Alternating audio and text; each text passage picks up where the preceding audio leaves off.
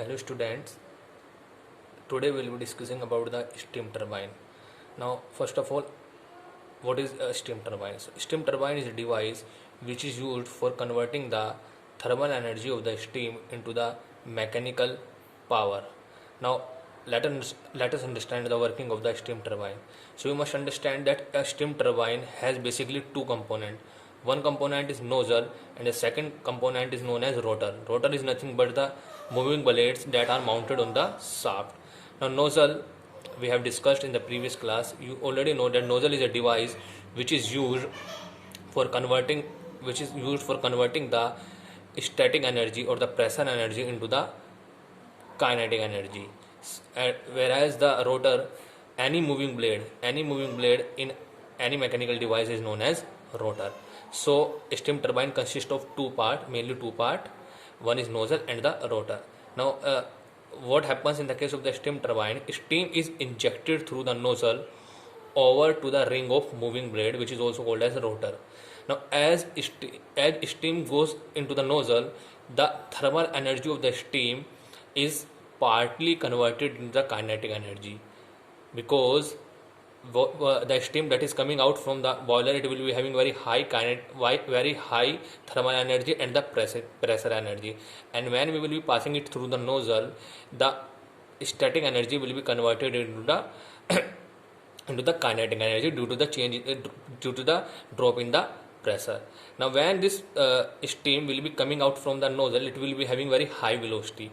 Now this high velocity steam leaving nozzle enters the moving blade, and the direction of the steam flow gets changed from inlet to outlet. So when this steam will come out from the nozzle, it will enter into the moving blade. So it will enter into the moving blade, and the direction of the steam flow will get changed.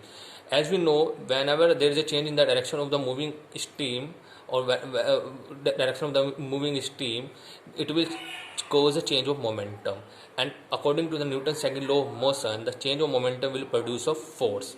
This dynamic force acting as a driving thrust for rotation of the shaft. So this force will rotate the shaft. So this is the basic principle or basic working of the steam turbine. Let us understand it again. The steam, which is having very high pressure and the thermal energy, will goes to the nozzle. When it will pass through the nozzle, it will the pressure drop will occur, and the kinetic energy of the steam will increase. Now this steam, the high kinetic energy steam, will goes into the blade. Here the direction of the movement of the steam will get changed. Due to this, the momentum will get changed.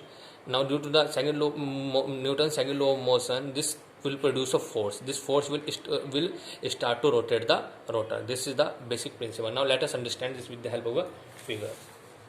Now this is a block diagram of a steam turbine. As you can see, it will be having mainly the two components. One is nozzle and the blades, and there is a shaft over which the blades are mounted. Now in this nozzle, the steam will be coming from the boiler. The steam will be having very high thermal energy and the pressure energy. It will pass through the nozzle. When it will pass through the nozzle, the pressure drop will occur, and the steam will be converted into very high kinetic energy steam.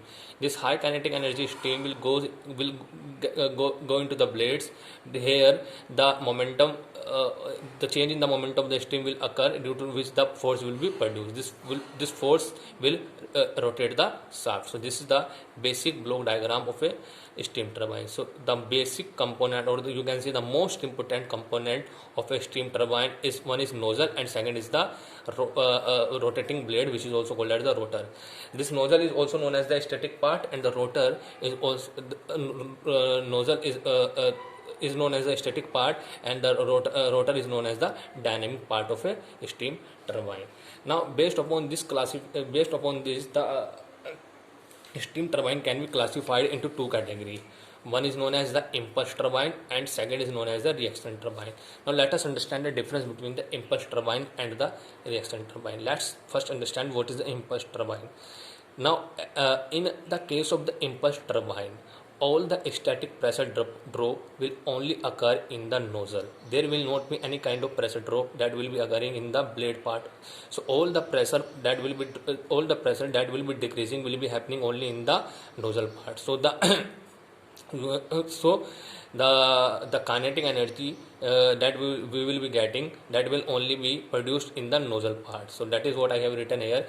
In the case of the static pressure drop occurs principally in stationary nozzle with little or no static pressure drop occur in rotor blade passes, then this is called as a impulse turbine. Now, since all the pressure drop is happening in the nozzle part only, uh, this case driving thrust is available due to the change in momentum because of change in velocity direction while moving across the blade from inlet to exit.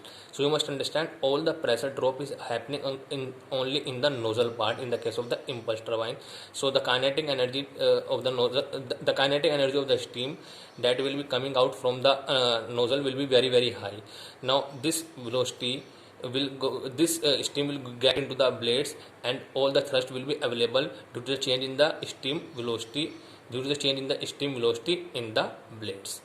Whereas in the case of the reaction turbine, some part of the pressure drop will occur in the nozzle and some part of the pressure drop will occur in the blade also. Now how it is happening, that we will see later, but for now you must understand, in the case of the reaction turbine, partially some part of the pressure drop will occur in the nozzle and partially some part of the pressure drop will occur in the blades.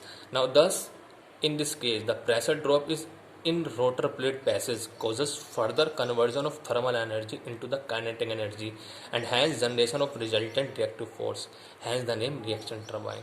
So since the sum of the pressure drop is also happening in the blade part also, so there the velocity will get changed. Due to this there will be a reactive force that will be generated, and that is why this turbine is known as the reaction turbine. Now let's understand. So this is the basic difference between the impulse turbine and the reaction turbine. Let us understand it again. For impulse turbine, all the pressure drop only happens in the static portion, that is the nozzle of the steam turbine. Whereas in the case of the reaction turbine, some portion of the pressure drop will happen in the static portion, that is nozzle, and some change in the pressure will happen in the dynamic portion, that is rotor blading. So this is the basic difference between the impulse turbine and the reaction turbine. Let us understand this with the help of a figure. This this is a figure of an impulse turbine and this is a figure of a reaction turbine. Now as you can see, in the case of the reaction impulse turbine, the blade is a profile type blade, whereas in the case of the reaction turbine the blade is of airfoil type blade. Now what is the significance of this? You must understand, in the case of the impulse turbine, since the blade is of profile type blade, the area between the blades, or you can say the spacing between the blades, will always remain constant. Since spacing between the blade will always remain constant, there will not be any kind of pressure drop that will be happening across the in between the impulse turbine. That is why there will not be any kind of change of velocity in the blading part of a impulse turbine. That is why it is also known as constant cross section area type turbine. Whereas in the case of the reaction turbine, the blade is of aerofoil type. Due to the now this aerofoil type blade will have a varying cross section.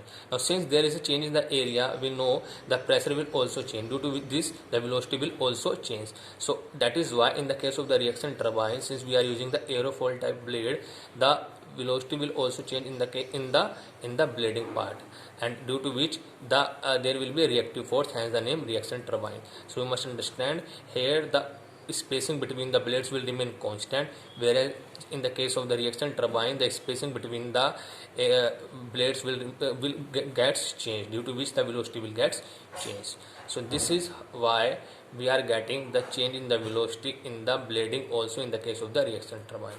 This is the basic difference between the impulse turbine and the reaction turbine. In the next class we will be discussing about the velocity diagram of a impulse turbine blade in impulse turbine. Thank you.